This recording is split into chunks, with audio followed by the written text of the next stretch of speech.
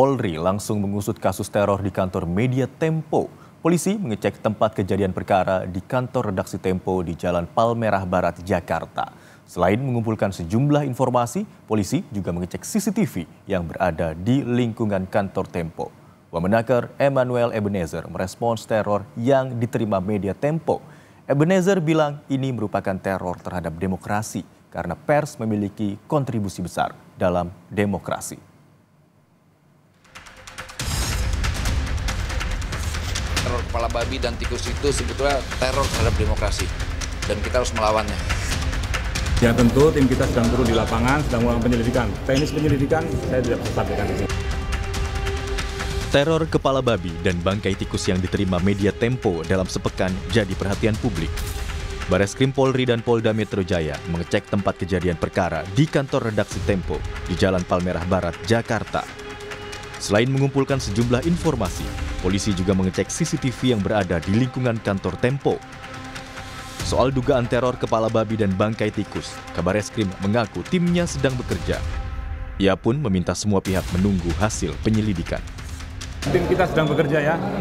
Itu kan 2 kali Pak yang terornya itu menyikapinya seperti apa Pak? Ya tentu tim kita sedang turun di lapangan, sedang melakukan penyelidikan. Teknis penyelidikan saya tidak bisa sampaikan di sini. Semua proses laporan masyarakat tentu kita sikapi, tentu kita sampaikan, tentu kita lakukan penyelidikan dengan baik. Ya. Mohon doanya dari teman-teman semuanya ya. Kita bersama teman-teman. Ya.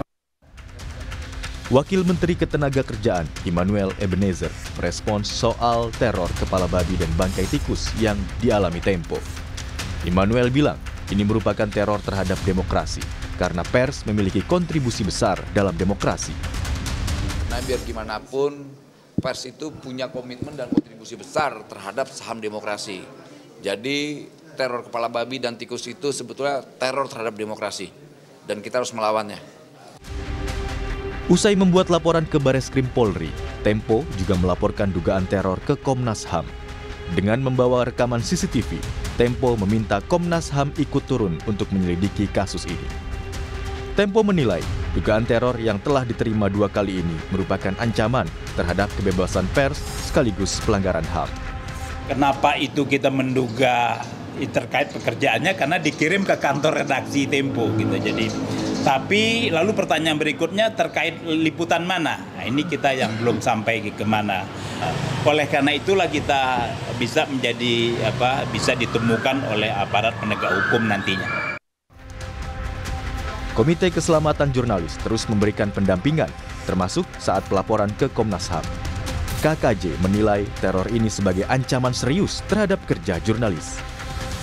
Ini merupakan ancaman serius terhadap kerja-kerja jurnalistik dan mengancam tim redaksi Tempo. Kami berharap dengan pengaduan ini ke Komnas HAM supaya Komnas HAM juga turun tangan ya untuk melakukan penyelidikan.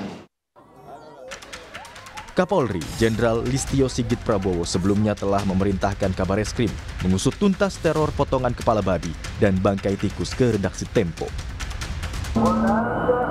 Peristiwa di Media Tempo saya sudah perintahkan kepada Kabareskrim untuk melaksanakan penyelidikan lebih lanjut. Dan saya kira kita semua tentunya akan memberikan pelayanan yang terbaik untuk bisa menindaklanjuti hal tersebut. Terima kasih. Teror kepala babi yang dialamatkan ke kantor Media Tempo pertama kali terjadi pada 19 Maret 2025. Sebuah paket berisi kepala babi ditujukan kepada Francica Kristi Rosana, wartawan bidang politik Tempo. Teror pun berlanjut pada Sabtu 22 Maret 2025. Petugas kebersihan menemukan kardus berisi 6 ekor bangkai tikus.